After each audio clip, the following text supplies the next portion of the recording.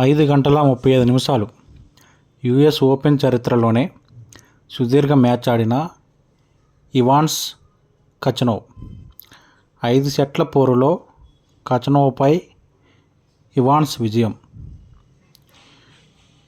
Tennis season చివరి grand slam tournament US ఓపెన్లో బుధవారం అద్భుతం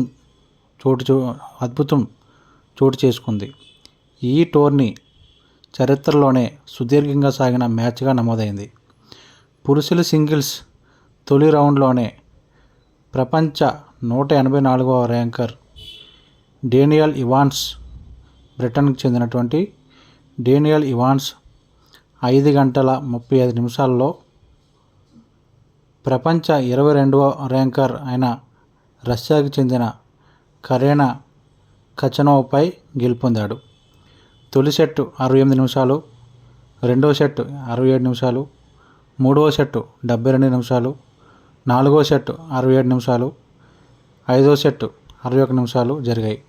ఈ క్రమంలో యుఎస్ ఓపెన్లో సుదీర్ఘంగా సాగిన మ్యాచ్గా ఇవాన్స్ కచనోవ్ మ్యాచ్ గుర్తింపు పొందింది.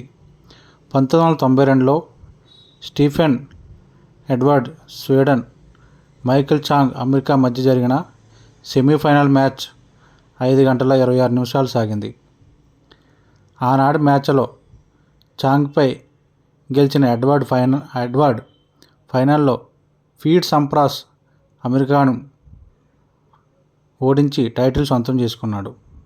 కచనోవ్తో మ్యాచ్లో నిర్ణాయక 5వ సెట్లో ఇవాన్స్ 0-4తో వెనుకబడి ఓటమికి చేరువయ్యాడు.